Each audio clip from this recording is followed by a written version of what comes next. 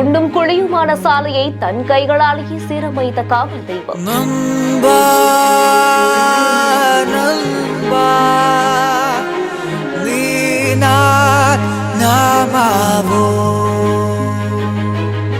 உண்மையிலே உங்களுக்கு தங்கமான மனசு சார்.